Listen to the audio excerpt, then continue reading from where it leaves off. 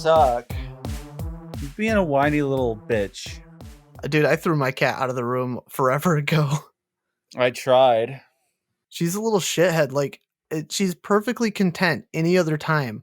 But if she's in the room when I'm sitting at my computer about to start a podcast, she'll just lose her fucking mind and attack every single cord behind my computer for no reason. She'll just start unplugging shit. She'll hit my power strip and turn everything off and all this other crap. And it's like, you don't do this any other time except for the times that I'm sitting at my computer needing to use my computer for something. Welcome to my life with streaming. Well, didn't your cat almost turn off your Xbox? That's what my cat did. My cat actually turned off my PC. Turned off my PC while I was streaming. Oh, with the Xbox 360, it'll pretty much accept any kind of input, and so our dogs or cats will come by and they'll sniff it, and they'll turn off the Xbox like during us saving. Wasn't that the Xbox 360 that was very fucking sensitive? Yeah, I actually did that to my brother. He was playing like Skyrim or something, and my little cousin, he was probably like 2 or 3. I'm like, go push that button over there. Because he was like way into pushing buttons. And he just ran over real quick and went beep, beep, and turned the game off on him. He was like, no! It auto-saved for him, but he didn't realize that. So he thought he lost all of his progress. It was great. Oh my gosh, that actually happened to me when I was editing this podcast. Like, oh no. It was like the last 2 podcasts ago, I was editing it. Maybe it'd been Astral Chain, but I was like halfway through the editing and the power flickered because a car down the road hit a power line, and it was enough to turn off my computer monitor and made the power in my my desktop actually flicker, but it didn't completely shut it down. And luckily I was like just lying dead on the road, and you go up and kick him. It's like, that's for losing my fucking progress, you asshole. Dude, I was in such a panic because my monitors turned off, but my desktop didn't turn off all the way. So I was like, I turned my computer on or I turned my screen on, and Hindenburg was still open. I was just like, save? Yeah. I panicked though. I was in full blown panic mode. Now I save like a psycho. Something happens, like it was a couple of months ago when I was recording. It may have been like episode 5 or something, but I had just gotten done with the recording, and all of a sudden my headphones turned off, and I think the battery died on them. And in Hindenburg, they changed the input and the output, and for some reason that fucked up the audio, and it made the whole thing crash. I was like, and I opened it up just like an hour later or something, and Hindenburg had like saved the project. It had, like recovered the project. So I just hooked my headphones back up again, and everything was like there and worked out fine. I was like, thank God. That was like 4 or 5 hours worth of work just out the fucking window. Oh my gosh. Autosave and recovery functions are the greatest things ever invented. Yeah, tell me about it. Holy shit. I was so goddamn scared. I was so scared. It's crazy. Because I don't have a lot of time. Yeah, you get hours into editing something, and sometimes you get so focused into editing you forget to hit the save button like a psychopath like I do now. Well, it's better than the way that I used to make YouTube videos, is because occasionally I'd forget to hit like the record on my mic or something.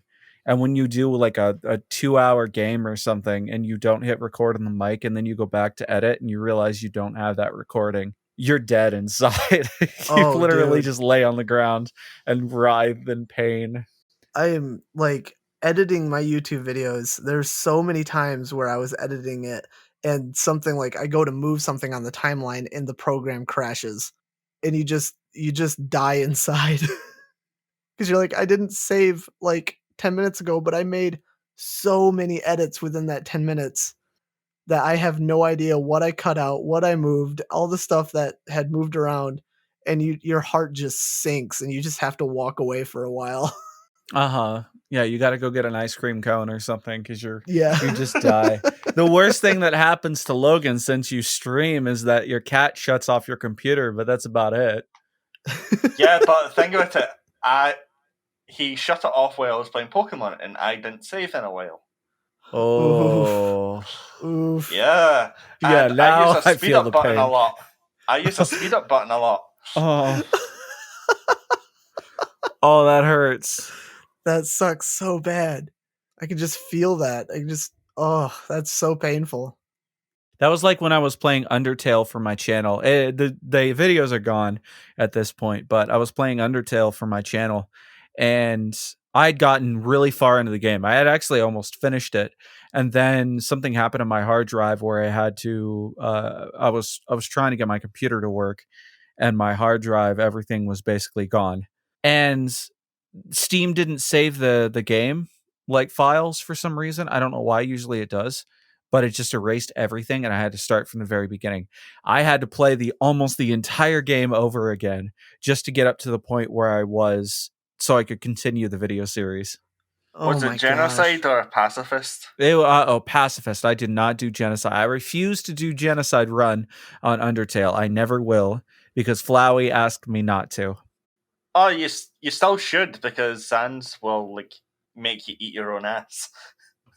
You've heard of Megalovania, haven't you? Of course I've heard Megalovania. Oh, yeah. Of course I've heard of the most popular thing of a game series ever. Of course I've heard about it, but I never will experience that because I refuse to do the genocide run. The first time I played Undertale, I didn't know that it kept track of everything that you did. And at the very beginning, I didn't know that you could just be a pacifist when you're fighting the mom character at the beginning. And I killed her. And I'm like, that didn't feel right. So I turned the game off and I turned it back on, got to it, and I just kept saying, wait, so that she was doing the fighting. And then she gives up the fight. And then you go in and you talk to the flower or whatever, and it's like, yeah, I know what you did. You killed her. And I'm like, what? Like my heart sank because it totally knew what I was doing. I didn't know the game did that at the time. And I was like, oh no. I was like in panic mode that it knew everything that I did. Just in the faint distance, all you can hear is. That game was crazy good. Oh, you were trying to sing Megalovania. I thought it was some weird trumpeting fanfare for him that he killed. He killed the goat. Was it Goat Mom? What was her name? Yeah, Toriel. Toriel, yes, that was it. Yeah, I accidentally killed Toriel in my first run because my friend told me that you had to attack but purposely miss, and I accidentally hit Toriel and killed her in one shot. I was like, fuck! Yeah. I reset the game and went back and did it right. Yeah, I had no idea that game paid attention to every detail. Even if you didn't save, it just knew what you did. And I was panicking when I was like, after that, it was like this reality hit me. I'm like, I can't cause any harm to anything else in this game. You get such an emotional attachment. We need more games like that. We really do. Less everything about being like Grand Theft Auto 5 where you can do whatever the fuck you want. Yeah. I would not mind doing an Undertale episode. I can hear Peaches sweat from here. I mean, it's just the thing is like, I guess it just depends. I'm not doing genocide run. You can't make me go in and kill everybody. No. I will research that shit before I do that on my own. Even if you did research it, you'd still not be prepared for it. I don't think I could do it either. I'm just too nice. No, I'm not even nice in video games. I will wreak absolute havoc if there's no consequence. But if I'm connected to these characters, I do not want to hurt them in any way. I'm the kind of guy that would be running from the cops in Grand Theft Auto, and I'll bump into a pedestrian. I'll be like, "Oh, dude, sorry, man. Here's my insurance." Here's my insurance. You exchange insurance information while the cops are chasing you. Yeah. You get on the call with the insurance company trying to settle everything. Oh my god, that'd be great. So, for the random topic that we should talk about is what is popular now that you hate? What is popular now that I hate? Music? Sea shanties. Sea shanties? I love sea shanties, but now that TikTok has picked them up and started like working with them, I'm like, fuck it. I still enjoy sea shanties, but I just hate that they're like, oh, they gained popularity on TikTok. I'm the total hipster. I'm like, I listened to sea shanties before they were cool. Is that a music band? Sea shanties? Yeah. Banjo, I'm No. gonna slap you. It's a Dude, what the I know nothing. I know nothing. Okay, so here's the problem. You've ask heard what's of Drunken popular now. Sailor, right? Yes. That's a sea shanty. It's a type of it's a type of music. Okay, I get you. Sorry. Okay, so you ask what's popular now that I hate. Yes. I don't pay attention to anything that's popular. I don't go on TikTok. I hardly spend any time on social media. Like the most popular thing that is most recent that I remember was that it's like Year of the Cow or something, and everybody on artists like on Twitter were posting anime girls dressed up as cow characters. And it's like Hey, that is it. That's the I don't want only to thing that I hear know. nothing from you because you tweeted out a lot of the like pixel art cowgirls in bikinis things. So, Well, yeah. So you're asking me something that's popular that I hate. I have nothing because that was popular and I didn't hate it. Like I don't know what's popular. I don't pay attention to anything. I'm just Ask your wife. okay, so I'm the hipster of the group. Banjo, you're the boomer. What about you, yes. Logan? To be honest, what I actually hate right now is I've always hated this for like a certain amount of time. But Boomers and hipsters. no, well, yes, but it's when rock bands like one of their songs go on like a R&B channel or like a pop channel. Oh, Just I get declare you. for that music, and then people start getting into them, and they're like, "Oh yeah, I've been a fan of like say Paramore," because thing is, they were really fucking good up until like they started being all poppy. Mm-hmm. Oh, I totally get that. Like when you're into a band or you're into a song or whatever, and then it gets featured in some type of popular media, and then everybody all of a sudden is a huge fan of this Yeah. band or song, and you're like, why though? I was doing it before it was cool. Yeah, I get it, hipster and everything, but And then somebody makes a dance mix to it too. yeah. And then you feel like you can't validate it anymore because everybody thinks that you only like it because it's popular. Yeah. For example, I've been a fan of Paramore since I was like 14. Like just because of Misery Business, that got me into Paramore. Oh yeah. And like my brother's fiance likes Paramore as well. I was like, oh, what got you into it?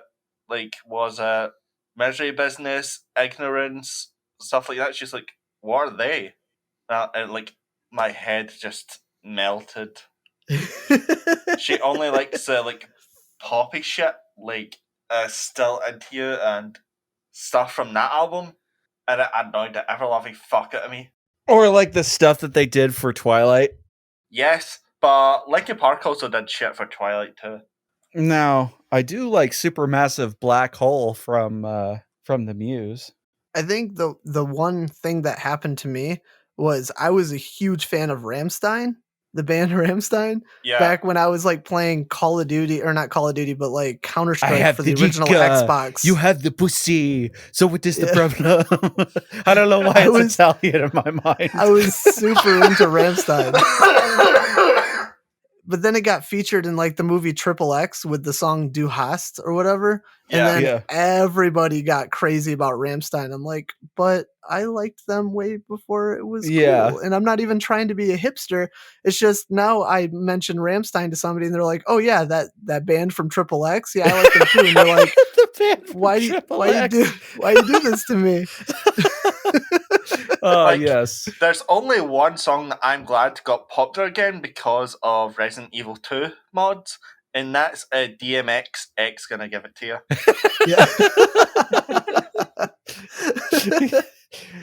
Is that what plays whenever the hunter comes out? Mr. X, yeah. Like, if you mod it into the game, all you hear is X, can I give it to you? It's kind of like proximity chat, so you kind of have to listen out for it. That's awesome. So, who's gonna do the intro this time? Logan, do you want to do it?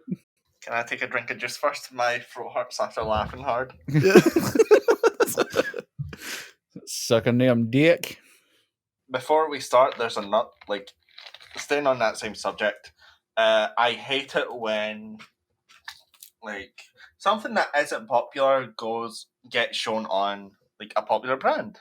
Like, I love Biffy Clyro, but then I remember One Direction was like, oh yeah, I like Biffy Clyro, and now nothing but the comment section said, oh, One Direction so-and-so sent me here because he said he liked this band.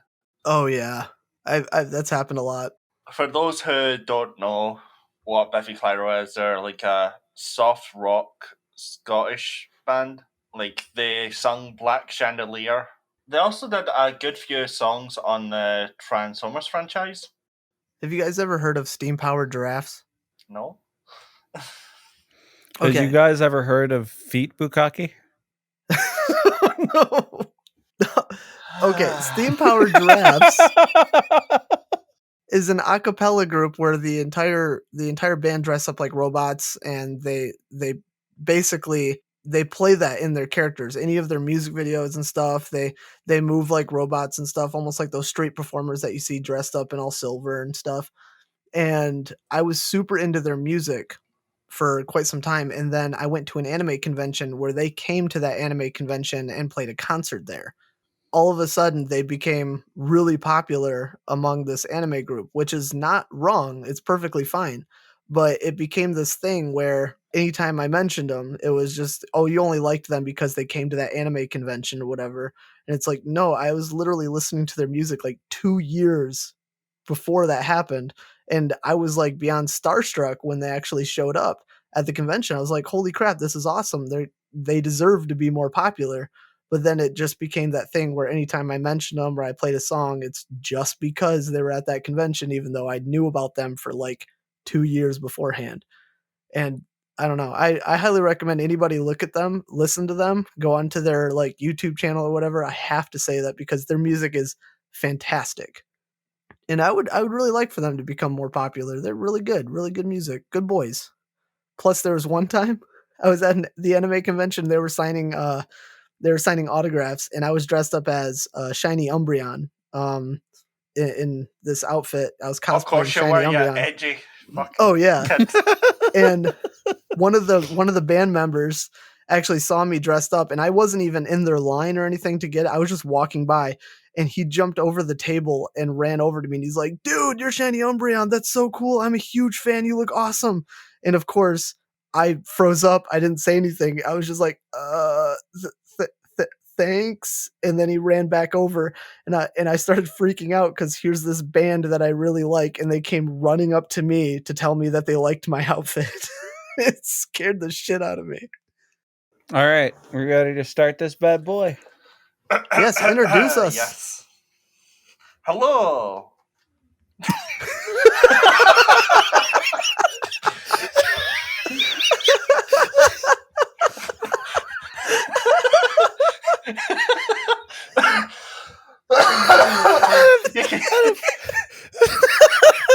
Out of everything that I was expecting, that was not it.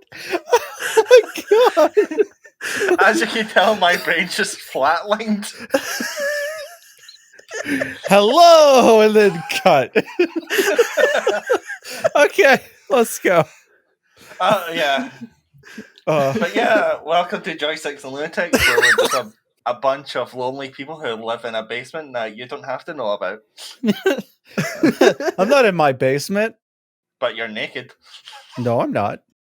You're supposed to be. It's cold. It's cold I in don't this care. room. Damn it, we've discussed this before. We're all supposed to be naked when we record this podcast. Who are you? I am the chubby nerd Logan. You should know this. Why don't you just scream it to me like Batman does? Swear to me. Who are you? And I am Overpowered Peaches. And I'm Banjo Man Dude Guy. All right. Apparently, we're all sick. Yeah. I'm not sick. I'm just laughing too hard. That was the funniest thing that I've ever heard. The game we are talking about today is very heavily inspired by Silent Hill, and this game is called The Medium. For those who are fans of the Layers of Fear franchise, Observer, Blair Witch, not the movie, the game, because the movie sucks. What about the second Blair Witch movie? There's a second Blair Witch movie? I don't know. To Google! Yeah, to Google. The developers are Blooper Team, and the medium is. I made a mistake last week by saying, "Oh, it's for Xbox One." No, this is an Xbox Series X and the Xbox Series S and Windows game that you can also get on Steam and GOG and blah blah blah blah blah. There is a second Blair Witch. It's called The Book of Shadows. Isn't that from Charmed? Nope. It's a 2000. It's a 2000 American psychological horror film, directed and co-written by Joe Beringer and starring Jeffrey Donovan, Stephen Baker Turner, I'm so far away from the screen. Kim Director, Afrika Learison, and Tristan Schuyler. Why do they sound like the whitest names there is? Because it was made in America in the early 2000s. Yeah, that makes sense. Oh, what's a cool white guy named Tristan? Wait, it was like in the early 2000s? I thought that's when the original Blair Witch came out. When the heck did the original Blair Witch come out? I'd say late 90s. Really? And then they made another Blair Witch film in 2016. What? So there's the Blair Witch. There's Blair Witch. So hold on.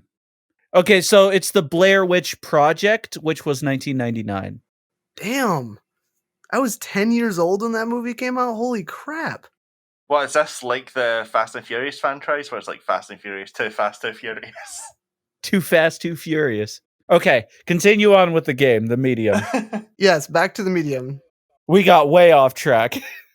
But yeah, this game recently came out, I'd say, last week on January 28th, 2021. As you can tell by the fucking developer, the genre is horror. Well, it's psychological horror, and it's single player, so if you're looking to play with friends, you better not have any. Because from my perspective of watching other YouTubers play this, it is very boring because you can't get immersed in the music or anything. But if you're playing it with headset on, you could blend into the world very fucking easily. Yeah, so just to elaborate what he said, watching somebody else play the game is not very entertaining as playing the game. And I know that that's like the case a lot of the times, but some games are pretty entertaining to watch. You can watch some Let's Plays and you can get really into it, eating your Doritos, drinking your Mountain Dew, and having a good old time. But this game, I mean, as far as story goes, it's got a pretty decent story, but a lot of the story can be picked up through things that you can interact with in the game, such as newspapers and notes and things like that. So there's a lot of reading involved when it comes to understanding exactly everything that's going on and knowing like the lore and the history, but it's not the most entertaining game in the world to watch somebody else play. Like at all. Like at all. Most of the game, I'd say, is probably taken up from just walking around. Oh yeah. It's yeah, there's a bit of walking simulator kind of vibe to it, but it's very atmospheric.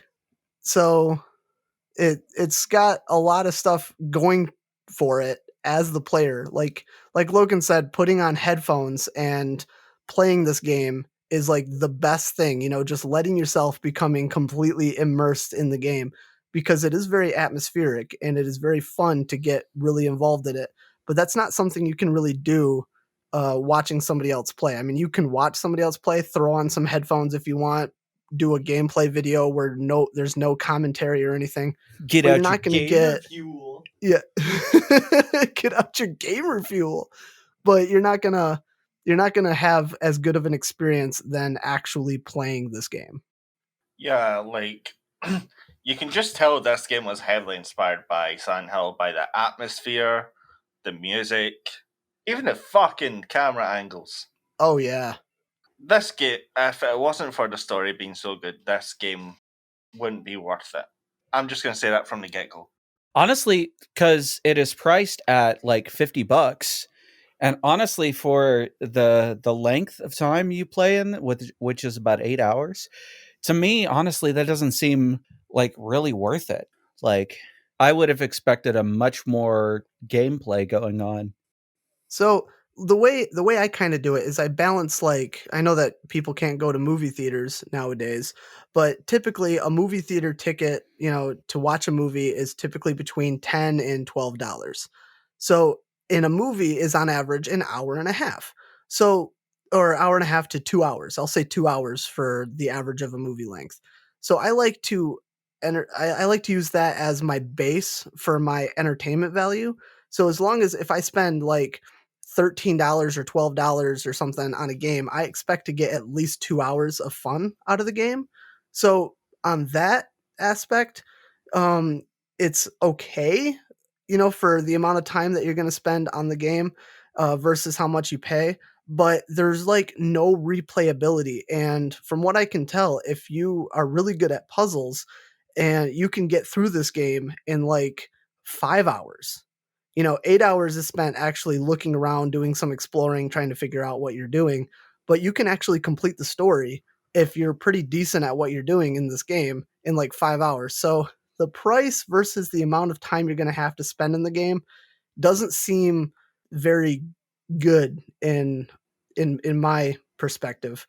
But the game is offered for free on the Xbox Game Pass, which is fine. I mean, if you can get it for free, there's no DLC as far as I know for this game, right? No DLC Okay. whatsoever. It's just a straight story, this psychological horror game, that you play you can get it for free on the Xbox Game Pass, which is worth it, if you're paying for the Xbox Game Pass already, you're not dropping $50 for this game. If the game goes on sale, I would say $35, $40 is a good price to pay for it, but the release price of 50 seems a little steep for how much you're getting out of it. But make sure you have a really decent PC if you're going to Oh play it. yeah. Yeah, Yes. definitely on that. It's on the Xbox Series S and X Game Pass, just not the Xbox One Game Pass. Okay, so I guess I can get a little bit into the gameplay. We kind of explained exactly what kind of game this is, but to be a little bit more in depth with the gameplay, the game, like we had mentioned, is a psychological horror game, but it's played in third person perspective, where you play as a character known as Marianne, who is a medium. Medium is somebody that has direct connection with the spirit world and can use psychic abilities. And in this game, you actually do that. You travel in the spirit realm. But not only do you travel in the spirit realm, typically when you're traveling in the spirit realm, you are simultaneously traveling in the real world as this adjacent kind of thing. So not only do you have the screen of your normal perspective in the real world, but your screen splits almost into like a split screen multiplayer kind of thing where one half is the real world and one half is the spirit world, and you interact with both of them at the same time to solve puzzles and to progress through the story. And something to that as well. One of the abilities you get later on in the game is an out of body experience where you can move only the your character in the spirit world while the character in the physical world stays stationary, and that allows you to solve some unique puzzles depending on where your access is blocked. For anyone who doesn't really understand what we're saying, is think of looking into a mirror and then someone walks away. It's your reflection, but it also has a movement of its own. Oh yeah, and you're controlling them like simultaneously. Yeah. So like with that out of body experience, you can travel around in the spirit world while you can still see yourself in the real world, just kind of staying stationary. And you can interact with stuff in the spirit world, but you have to do it in a kind of timely manner, because if you're doing your out of body experience, you can I guess they explain it as you can lose yourself, like the spirit world will kind of absorb you, so you can only do it for short bursts at a time. But at any point in time when you're doing your out of body experience, you can quick return to your normal body so you don't, get a game over or whatever happens at that. I didn't experience that when I played that because I was freaking out every time I did the out of body experience thing. So I was quick to return to my body because I didn't know what would happen. But that is something that you can do. And typically, when you're in the spirit world, you can interact with these things called spirit wells. They're like little energy spots that are glowing that give you your fuel, I guess, for your psychic powers that you can use to create bursts of energy to power up volt boxes, like energy boxes, so that you can continue doing electrical stuff like using an elevator or something in the real world. And you can also use it to create a shield to protect yourself from enemies and stuff in the spirit world. And you can also use it to create echoes, like so you can hear Yes. past conversations. Yes. And that's like your main interaction with this game. And one thing you'll notice in the game is that the real world and the spirit world are not completely mirrored, where like a door in the spirit world may be open, but the real world, the door will be closed. So you can only move in certain places with yourself in the real world and spirit world that you have access to in both worlds. Otherwise, you have to solve the puzzle on how to open up a certain passageway by going into your out of body experiences and traveling into places that your real world body can't reach and interacting with things in both worlds so that you can, continue on. And something we'll talk about later, which is the maw. You can use those spirit wells. You can use the energy from those spirit wells to repel the maw when you're trying to escape from it.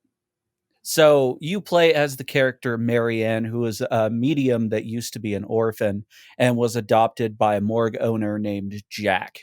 And near the beginning of the game, you're actually in the process of basically seeing Jack off. You're finding items to put on the dead body.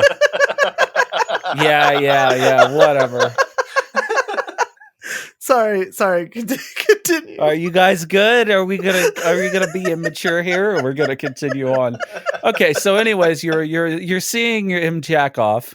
So you're finding items like a tie clip or a tie, and you're dressing up the dead body to basically, I guess, burn it later, I believe.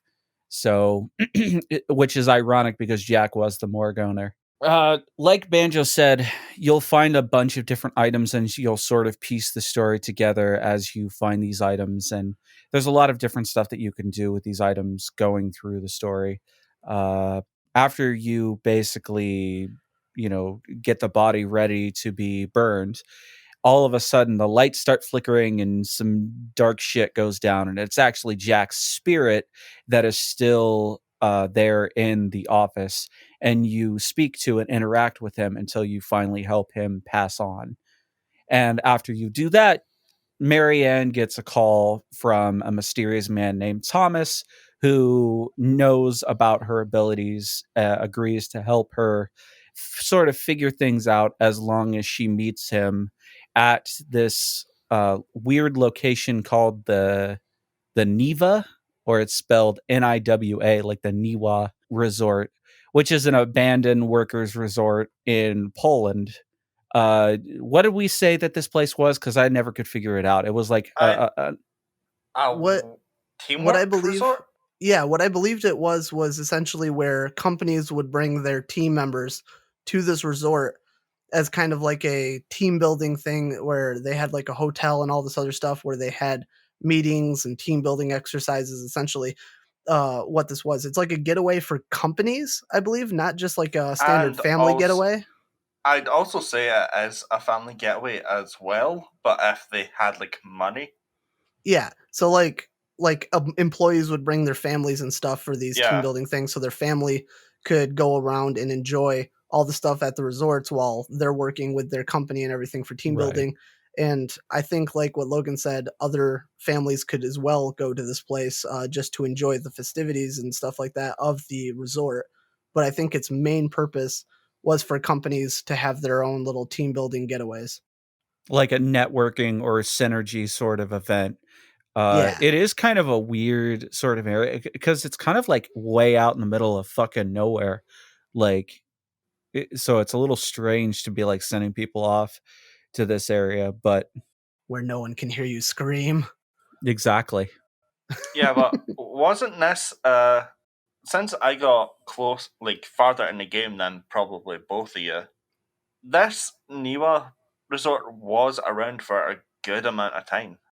So this has a lot of history. This in the game, your character mentions that there's a lot of spiritual energy inside of this resort as well. So you have to find a way to get inside, and when you do, you meet a spirit girl named Sadness, who you know wants to help you as long as you play with her. But she's going to help you find Thomas first, and she also warns you about the creature called the Maw, which is a skinwalker that is actually responsible for what you find out later in the game is the Neva massacre, where a bunch of people fucking died in this hotel, and like that's why it has such a strong spiritual energy. Oh, and it was shut down because of that. So Yes, this is an abandoned I mean, place. after Yeah. millions of people die in your hotel, typically you're shut down, either that or opened up like 100 years later, advertised as a haunted hotel. Oh yeah, true that, dude. It's good So- marketing. How Oh, did yeah, the it's game start perfect off marketing. again?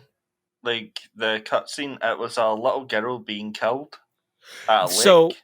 that there was Marianne's massacre? no, that was Marianne's dream.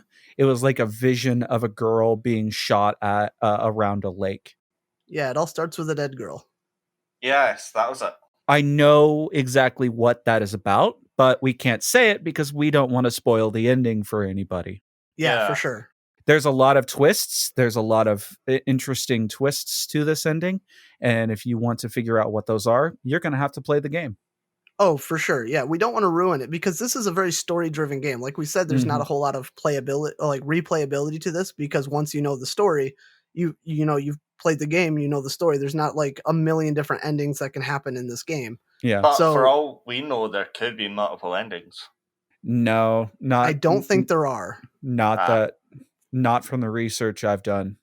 Yeah. So we're not gonna we'll only go as far as what we've experienced in the game, which isn't really super in depth, but we're not gonna be ruining any of the stuff. So don't worry, no spoiler alerts or anything like that. We encourage people to play the game rather than, explain everything that happens in it so you don't have to play it. We don't want to ruin it for anybody that has this on their wish list.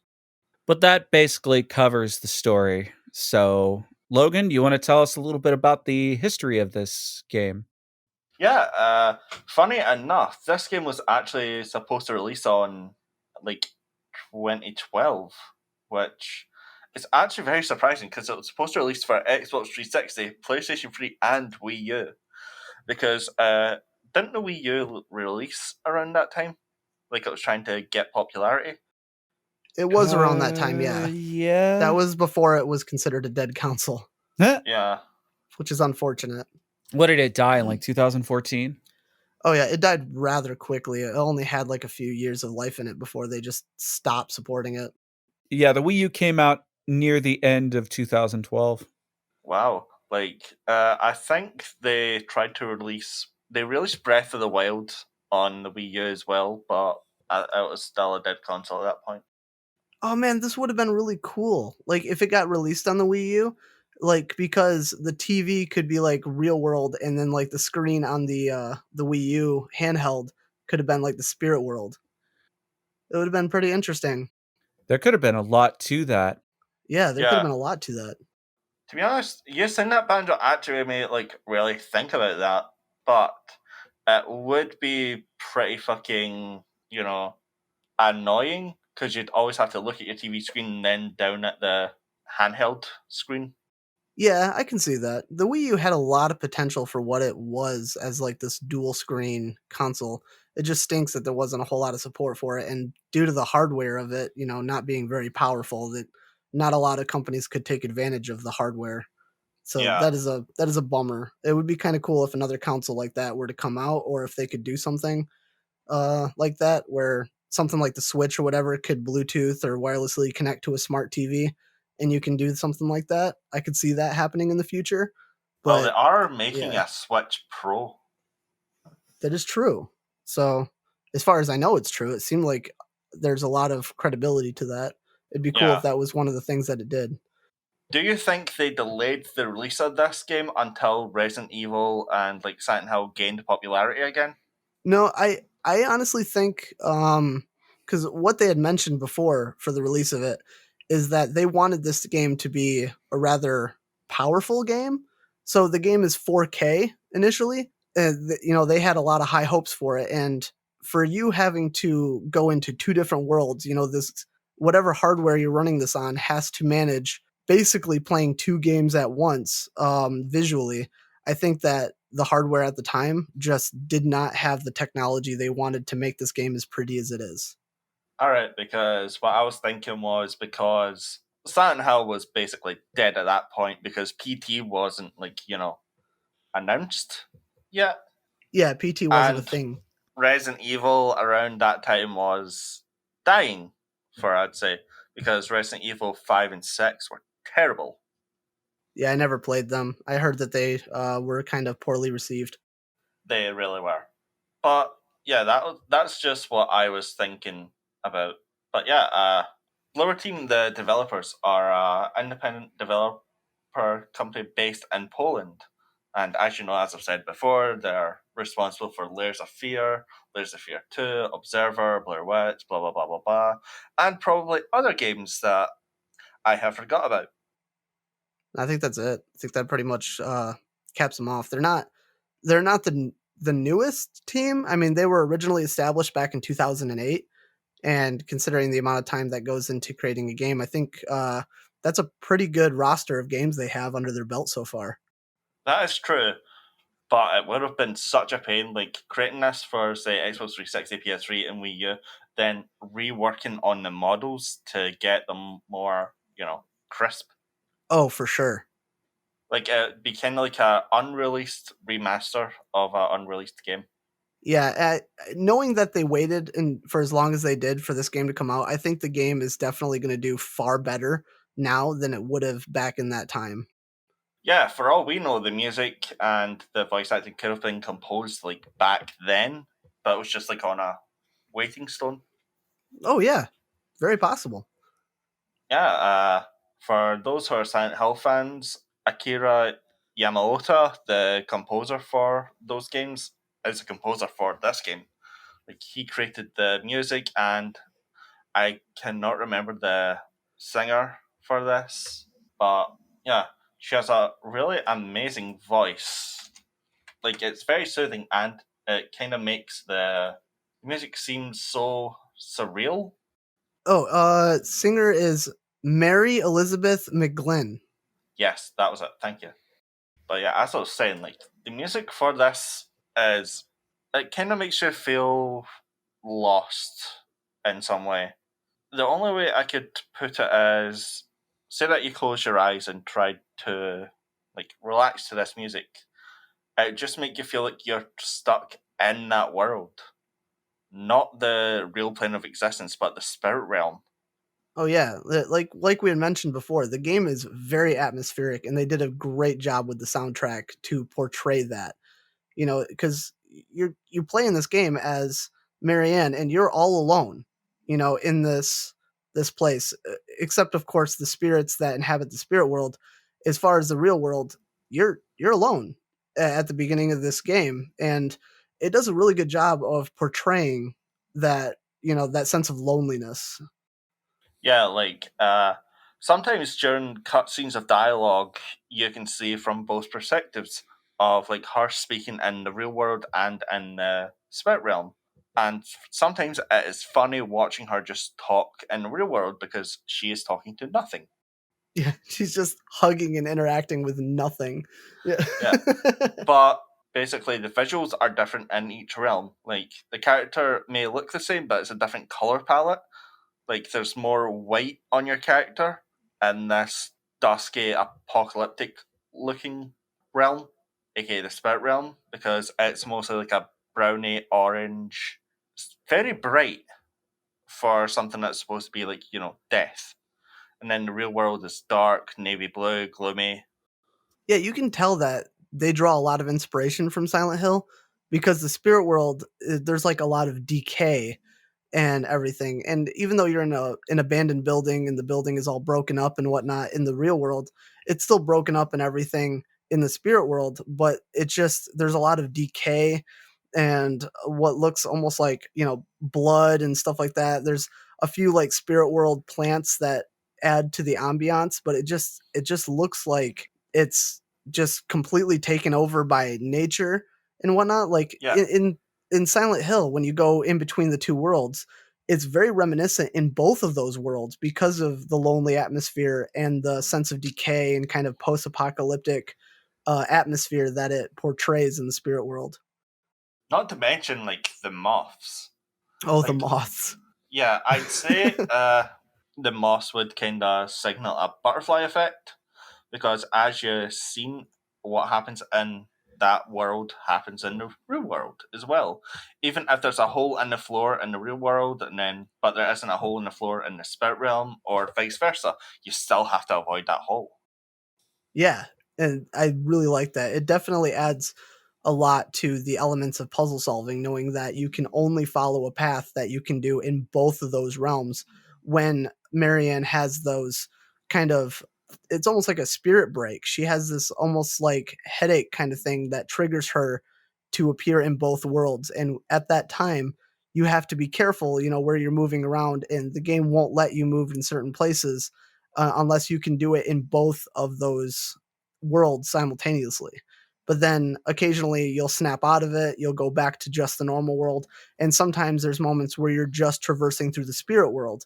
And so long as you're in one of those worlds, you're not being impeded where you can go in the other world. But when you're in both worlds simultaneously, you can't say go up a staircase in the spirit world that totally exists in the spirit world, but it's broken in the real world. You have to be mindful of where you can traverse in both worlds.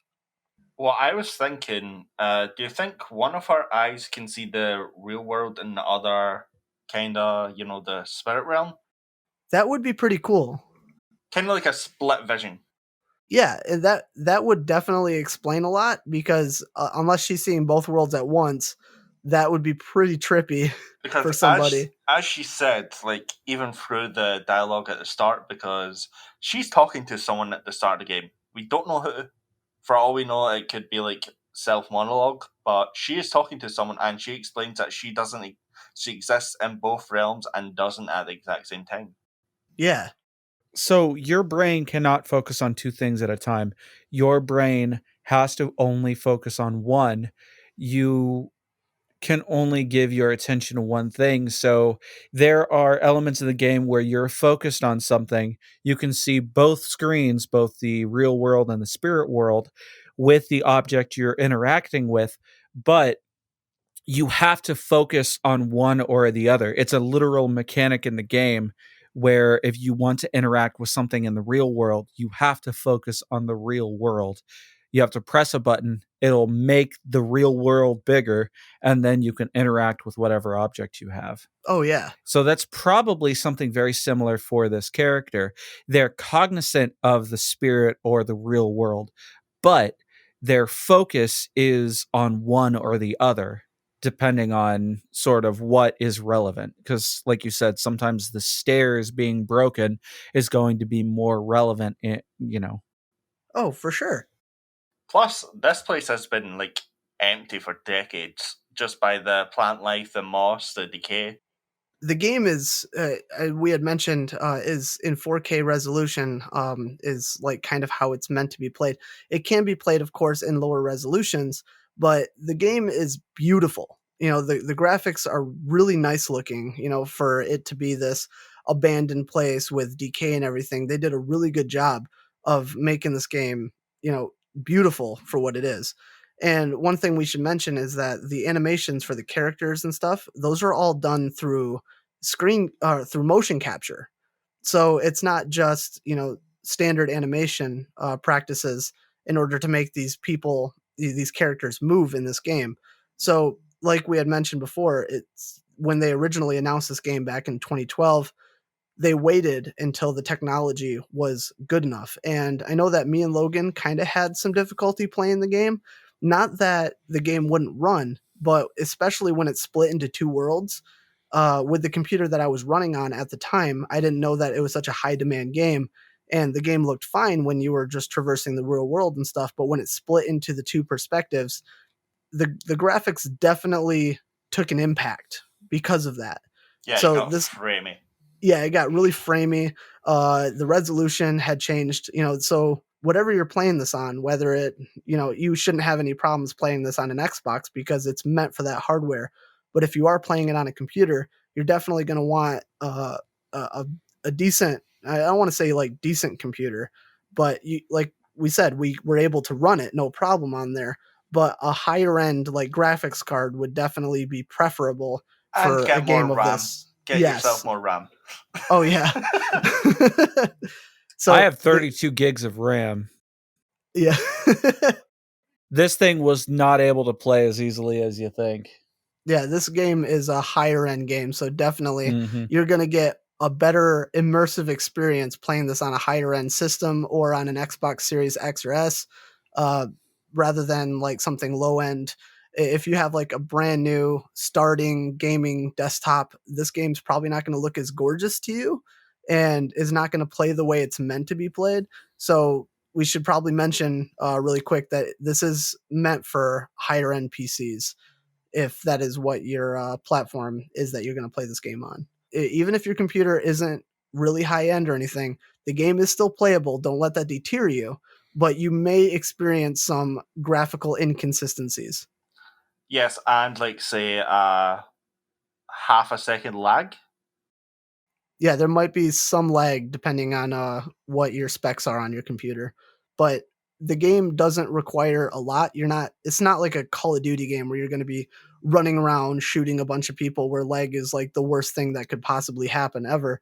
This game works very similar to the original Resident Evil series and some of the earlier end Silent Hill games where the camera is fixed. So you'll walk into a room and the camera will basically be like in the top corner of this, and you will be able to walk around, interact with whatever. The camera doesn't follow the character as much as the camera is fixed in whatever room that you're in. And wherever you move, the camera is ultimately going to switch perspectives. This game will make you kind of feel like a Nancy Drew, Sherlock Holmes, Professor Layton. Yeah.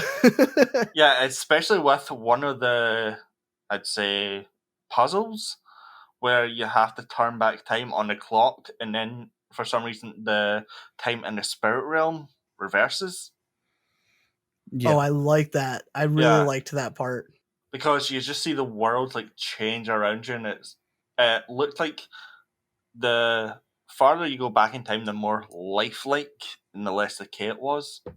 Yeah, that was really cool. They like explain it that certain objects in the real world retain memory, basically of that instance in the spirit world. So while you're turning the clock back, the room is reverting back to the way it used to be in the spirit world. You're seeing interactions, a character moving around in that room. You're seeing basically the history of that room as you rewind time. It's really cool. So, do we want to talk about our experiences with this game? Absolutely. Yeah, you can start since you've barely spoke. Well, thanks a lot. I'm turning into you. So yeah, my experience with this game was, we've said 100 times, we'll probably say 100 times over, that this is very much story driven. The gameplay, even when it comes to the, oh my god, Alexa, you suck so much. I know, clean out the litter box. I will. Okay, give me a sec. Anyways, so we've said 100 million times over, this is heavily story driven. There's less gameplay. Even when you're being chased by the maw in some of the later levels of the game, I mean, there's not a whole lot to do. It's it's closer to being like a point and click adventure more than it is anything else. It's very much driven by how you interact with items. You can use an ability called like the sense or something like that, and you can look at items to find hidden memories on them, and you can learn more about the story. That's very much what most of the gameplay is all about. that and its puzzles, but I would say even the puzzles themselves, they're not all that bad. Like, they're very straightforward and they're fairly easy to figure out. Some yeah. can be tricky if you don't know what you're really looking for. Puzzles in this game are essentially like, here's an object that requires something else to interact with this object. Go find that object. And then you go find that object, you go back to where you were, you connect those objects, and then now you can proceed.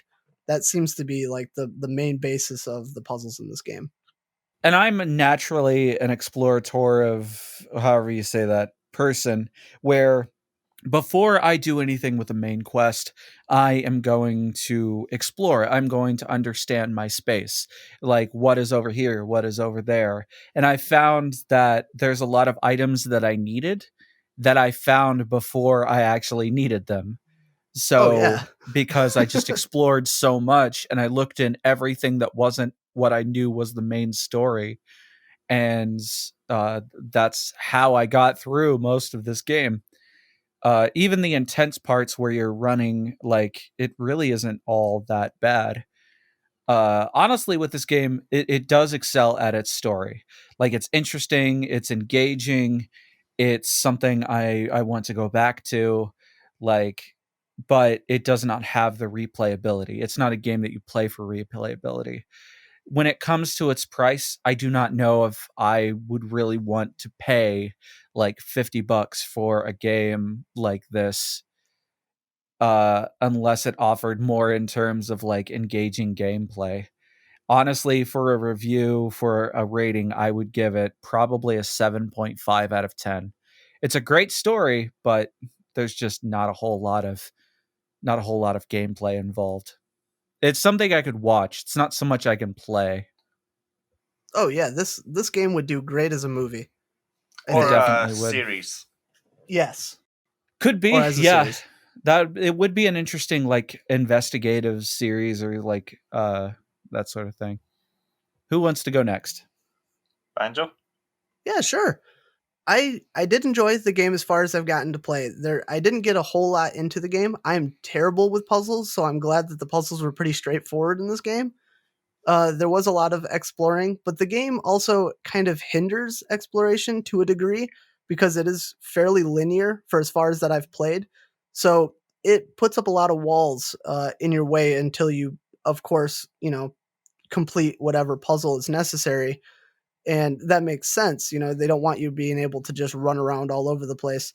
But I feel like it could have been a little bit more explorer friendly, I guess. It didn't seem like a whole lot. I mean, there was at one point I feel really dumb and I got stuck. It was right after you were able to go up the elevator. You go up the elevator gets stuck. You do an out-of-body experience, you get the elevator working again. I stepped out on that floor and I got stuck for like 15 minutes trying to figure out what I could do because I couldn't go up the stairs. I couldn't go down the stairs. There was a giant hole in the wall. I didn't know I had to go back into the fucking elevator and go up a floor. See, that's not even in the game. That was just real life. That was yeah, that's when I was on my way coming home to play the game. No. The game, like I had mentioned, is beautiful. I really like the graphics of this game. I feel that I wish I was playing this on my main computer. If I would have known, I would have installed it on my main computer because it did have some graphical inconsistencies when I was playing it on my other desktop that I had. But the game was fine. It was pretty friendly. It's not like you're going to be playing like this point and click adventure where you have to attach gum to a piece of paper above a rat hole to get the rat to come out of the hole to get hair to use as a fake mustache in order to get into a party. It's not something like that. Wow, that was a really long one there. Yeah. What kind of Sherlock Holmes games are you playing? That ain't Sherlock Holmes. That's Nancy Drew, man. I'm not playing those games. That's the fucking Hardy Boys right there. That's Professor Layton on crack. Isn't he always on crack, though? Good point. So you're not going to get completely lost for too long trying to figure out what you need to do. It does kind of help you along in those regards by being pretty friendly for play wise, but the game is pretty linear. It does lack replayability, like we had mentioned, because it is very story driven. And as far as we know, and as far as research we've undergone has shown, it doesn't seem like it has multiple endings. So what you experience is what you experience. Um, so with that, the game was fun. I do intend to play this because I really do like the story. The story is very engaging. The game is very atmospheric. There's a lot going for this game, and I think that they did a really good job, waiting for this game to come out rather than originally when it was announced back in 2012, when the technology got better for a game like this to run. It definitely shows that they're utilizing that technology to its fullest, and the game, it benefits from that. But due to I don't know, it doesn't seem like I mentioned, the replayability, the price factor is kind of up there. I definitely would wait for the game to go down a little bit to play it, if unless of course this is your type of game. Is If this is a game that you like puzzle games with a little psychological horror to them, and you're really into story driven games, then maybe, paying the $50 price point is not a bad thing for you, because I think that you would benefit greatly by playing this game. But it's not my main genre of game that I play, although I did really enjoy playing it. So I'm going to go pretty close to what Peaches said, and I'd give the game a 7 out of 10. It is a good game. It's very atmospheric. I like the music. I like the sounds.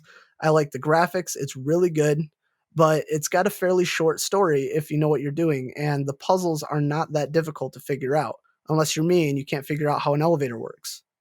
So that would be pretty much the fullest extent of my experience. It is a good game. I highly recommend you giving it a try. Before I start my experience, did you guys feed the cat in the game? Yes. Yes. Okay, good. Okay, now we can continue. You got to get No, it's that out of because- the way first. Yeah, it's because I watched a good few YouTubers and they did not feed the cat. The Those cat ends up fucking becoming bastards. becomes the main antagonist of the story because you didn't feed it at the beginning. It is like the Silent Hill game where I guess the main antagonist was that Sheba that was controlling everything. You remember that? Hill 2, and Yeah. Yeah. Hill 2. The cat's doing the whole thing. But yeah, my experience is very close to both of yours. Visuals are beautiful. The soundtrack is beautiful, but it could have used a sprint button. Well, you did have a sprint button. Sprint button, not like the sprint in fucking Phasmophobia. I don't want to jog on the fucking spot.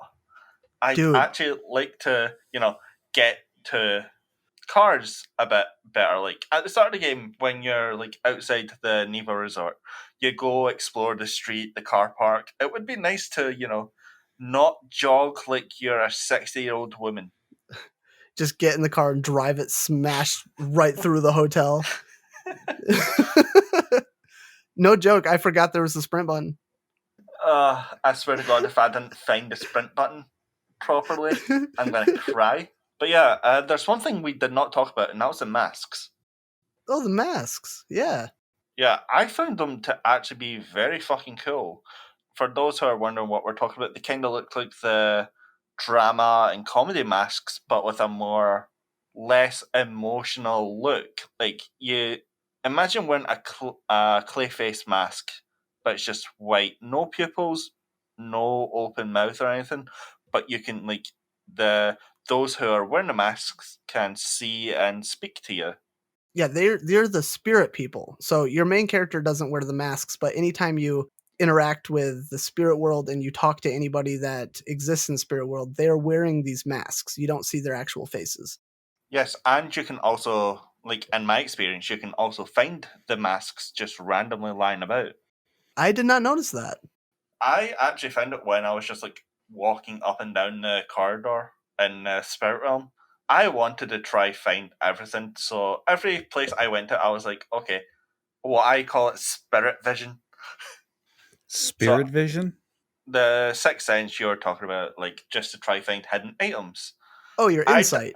Yes, I held that in every floor I went to double check that I did not miss anything.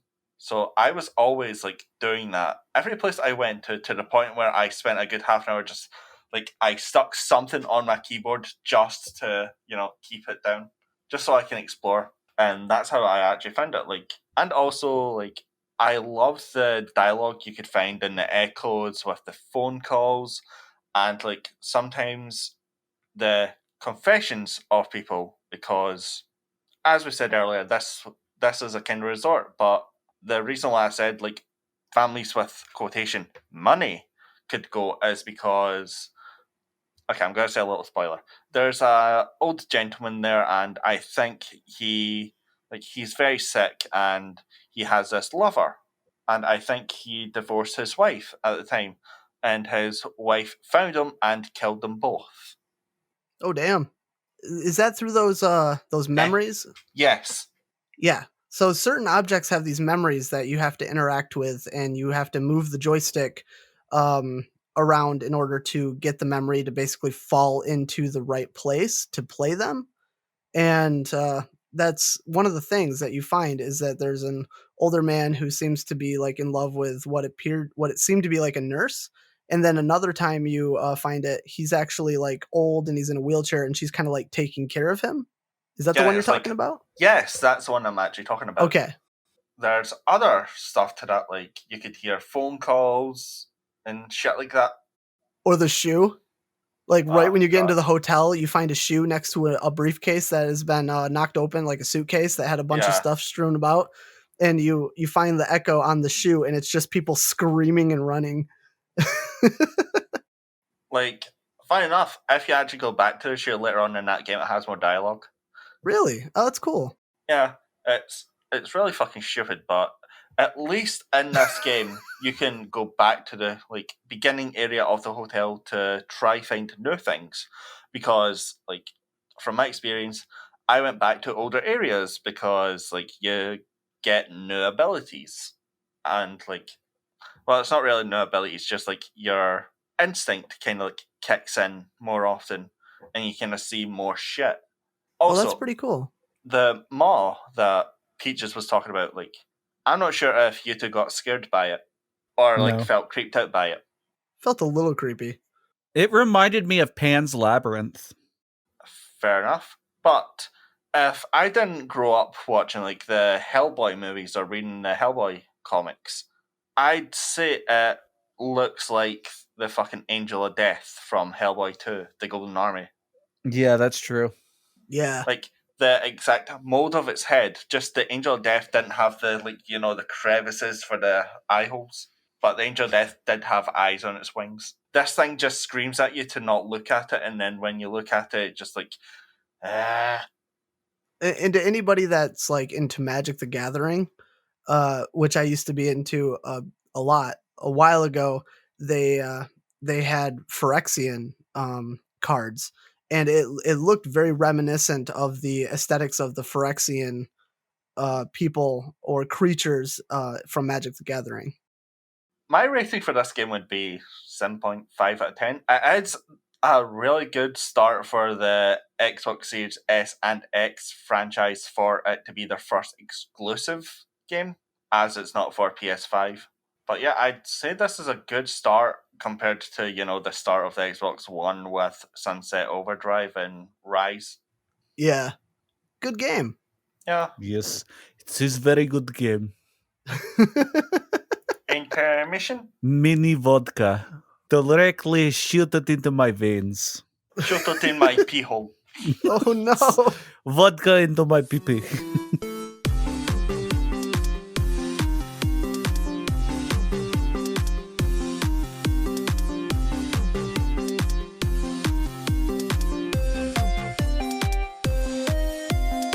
Oh, imagine making a butt plug with that flex seal. Oh my god. You'd be ruined. You think that Phil Swift does that? He pours Flex Seal into a butt plug mold and then he uses it?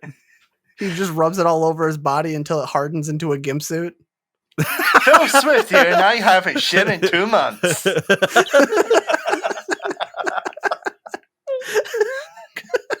That's the power of Flex Seal. I make my own makeshift condoms.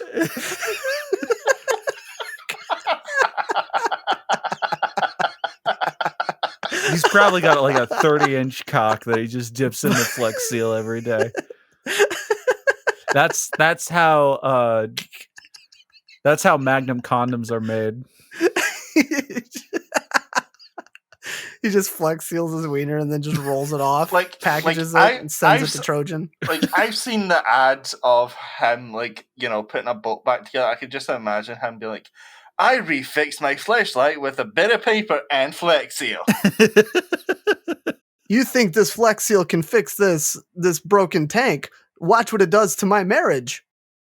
And he pours it all over his wife, and his wife becomes the gimp suit. Yeah. Oh, imagine getting that stuck in your pubes. Oh my god, that'd be the worst. That's how you wax, dude. That is true, but I've had that once, and I'll never again. Never, ever again.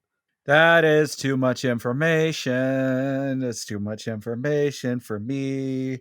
I don't want to know this anymore. That's too much information. Are you good now? Okay. All right. Headphones on. Condom off. All right.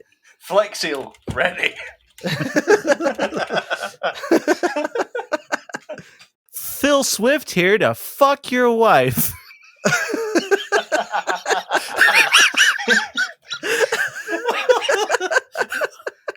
Now I'm gonna show you the 3 ways you can be a cuck with Flex Tape, Flex Seal, and Flex Cock. Flex Cock. To show you the power of Flex Tape, I sawed my dick off and repaired it using only Flex Tape. Now that's a lot of damage.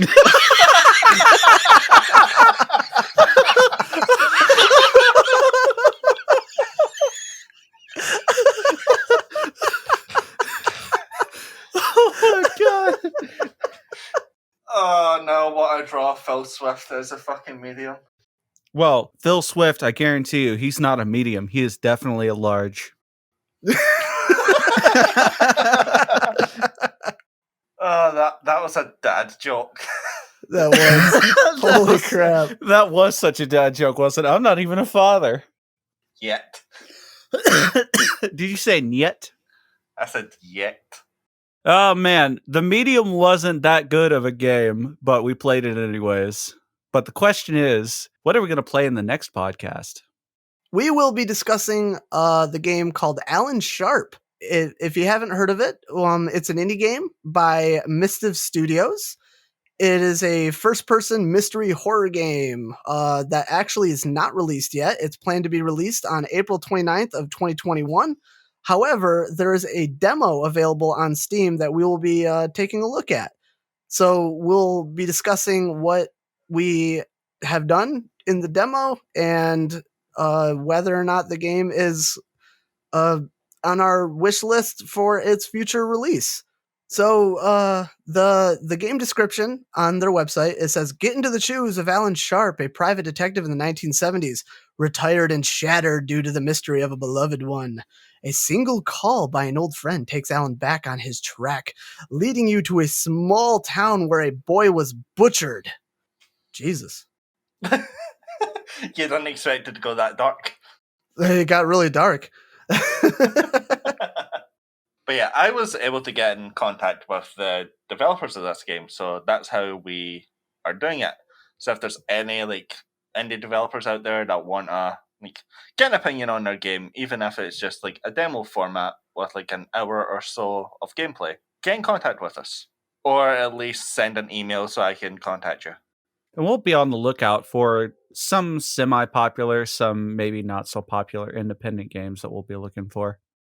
Yeah, I think it would be a really good use of our podcast to start doing a little bit of an indie spotlight. We'll be taking a look at games that are scheduled to come out, maybe games that have already come out, whether they be popular or not so popular, and we'll be discussing those more often than normal AAA studios games and things like that, just so we can kind of help get the word out in the indie community.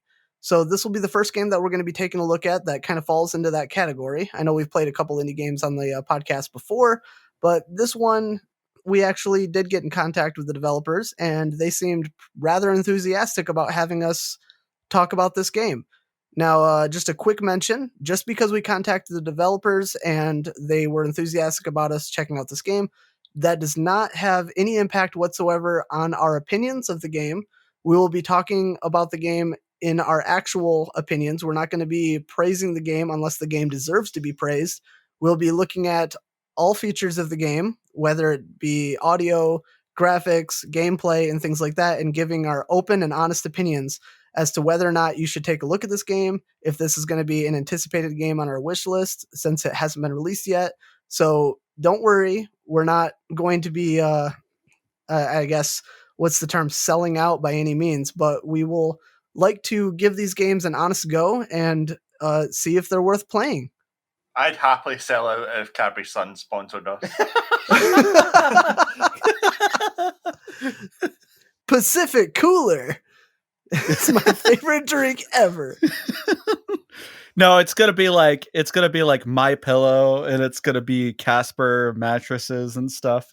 Oh yeah, I mean, it's one of the things that I always thought Legends. about. Yeah. Check out swagbucks.com.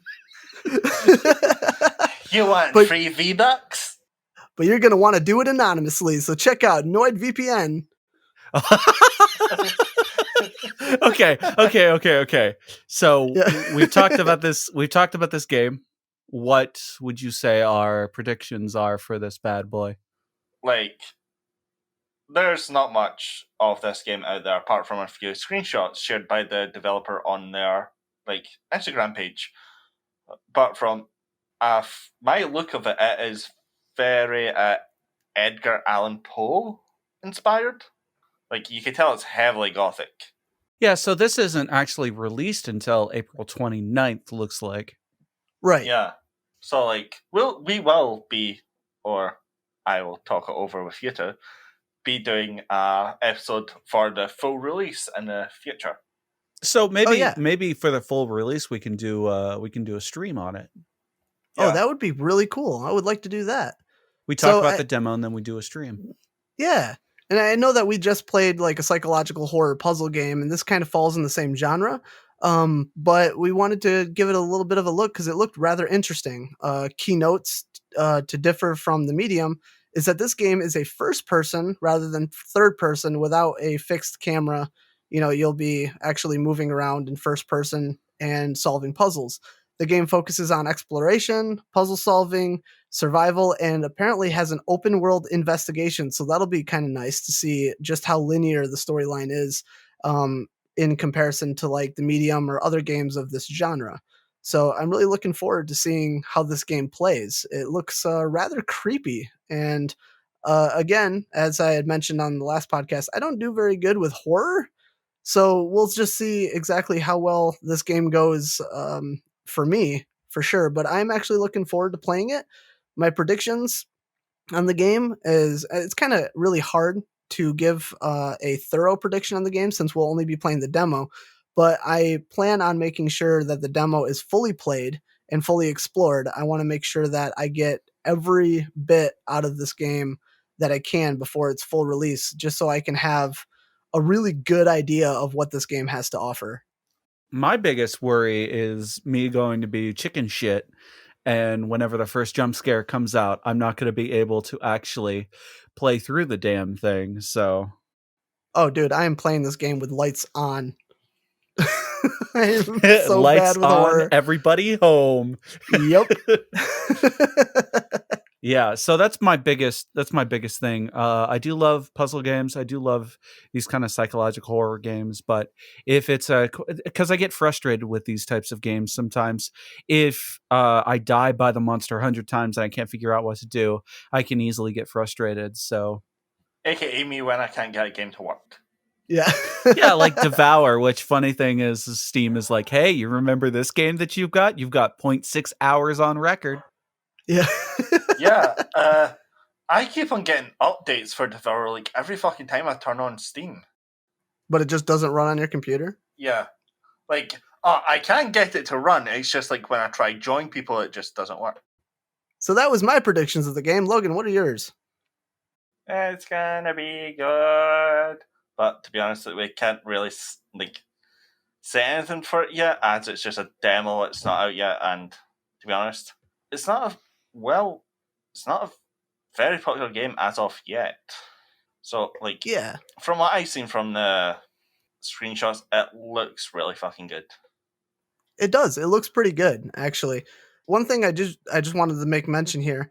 At the bottom of their description on Steam, they mention that this game has been in the works since 2015 and it's developed by only 2 developers.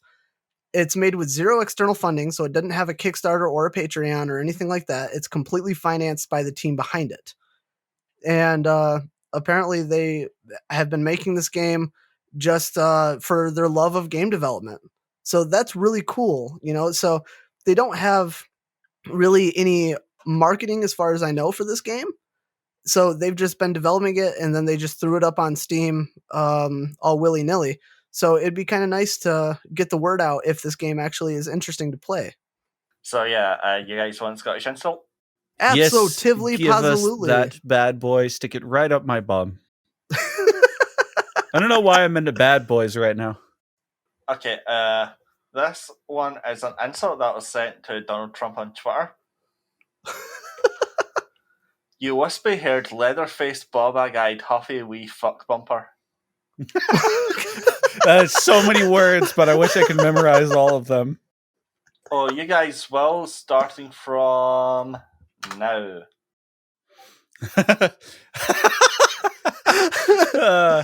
It's beautiful.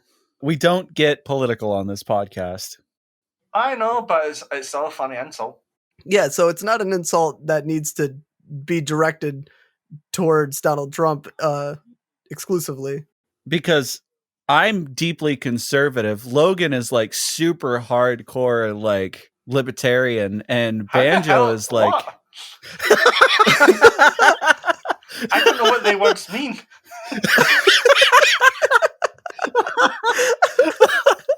I think that'll about do it for this podcast. If you made it this far, thank you so much. We really appreciate you. We appreciate you guys more than we could ever tell you. We apologize for nothing. Take everything we say absolutely literal. And because we don't joke, there's not a hint of sarcasm whatsoever on this podcast. Oh God, I'm not leaving that in. we all secretly just like each other, but we really do hate each other. I really just want a pork like Banjo, but nobody's supposed to know about that. Everybody knows about that. You don't hide it. Peaches, the words that come out your mouth when your shit face is beautiful. And there were only like 3 sentences. But it meant the world to him. Yes, but I also mean when you're actually drunk and playing with us. Thank you all so much for listening. If you guys want to follow any of our social media to see what silly antics we are up to, you can find links to all of those at our website at joysticksandlunatics.com. You can follow us directly on Twitter at joystickloons, Loons. And you can follow us directly at our own individual Twitter accounts. Mine is at BanjoManDG. Mine is at OverpowerPeach. And mine is at the Chubby Nerd one. I just tweet very depressing stuff.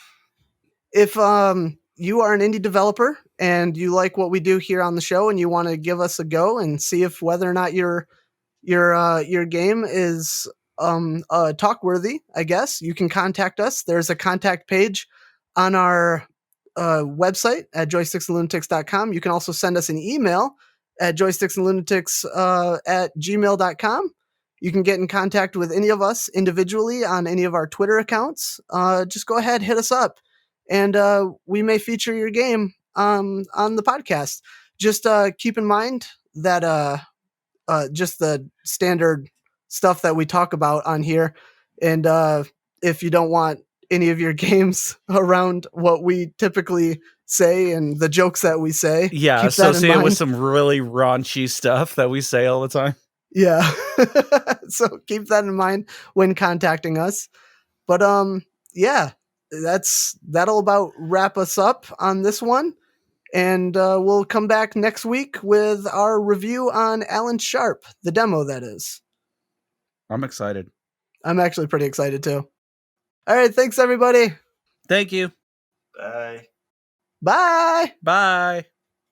Hey, I just came in third in the Connecticut AT&T Awards. Claim your iPad Pro here, or show this code at AT&T store.